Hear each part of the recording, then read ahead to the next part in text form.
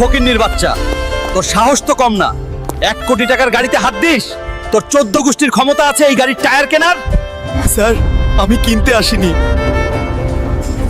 আমার বাবার খুব শখ এই গাড়িটা দেখার। সিকিউরিটি, এই ছোট লোকটাকে ঘাট ধাক্কা দিয়ে বের কর। আর শোন, এর বাপকেও দুটো লাথি দিবি। আমার বাবাকে অপমান, এই অপমানের শোধ আমি নেব ম্যানেজার। আমি ফিরে আসব।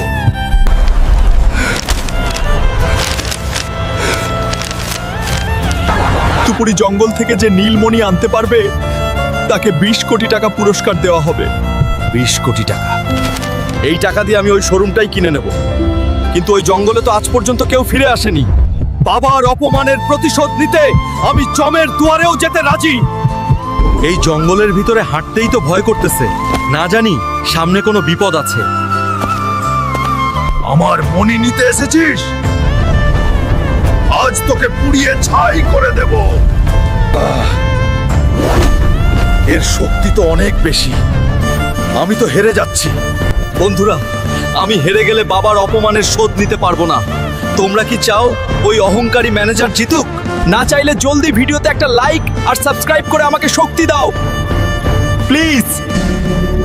ধন্যবাদ বন্ধুরা। এবার দেখ আমার পাওয়ার। Hulk smash. ম্যানেজার, আমি আসতেছি, তোর খবর আছে। মিস্টার চৌধুরী, এই নিন 20 কোটি টাকার ব্লু জেম। আমি আপনার ওই গাড়ির শোরুমটা এখনই কিনতে চাই। এটা তো আসল। ঠিক আছে হাল্ক সাহেব, ডিল পাকা। আজ থেকে ওই শোরুমের মালিক আপনি। চলুন, আমি নিজে গিয়ে আপনাকে চেয়ারে বসিয়ে দিয়ে আসবো। আরে বড় সাহেব যে। স্যার, আসুন আসুন, আমাদের ধন্য করলেন। চুপ কর, আমি একা আসিনি।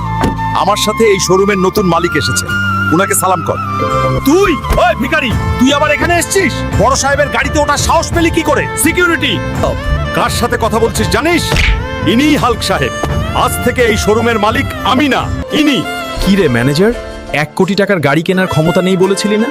এখন তো পুরো শোরুমটাই কিনে নিলাম। স্যার, আমাকে মাফ করে দিন। আমার ছোট ছোট বাচ্চা আছে স্যার, আমার চাকরিটা খাবেন না। ঠিক আছে, তোর চাকরি থাকবে, তবে ম্যানেজার হিসেবে না। এই নে ব্রাশ। আজ থেকে তুই এই শোরুমের বাথরুম পরিষ্কার করবি।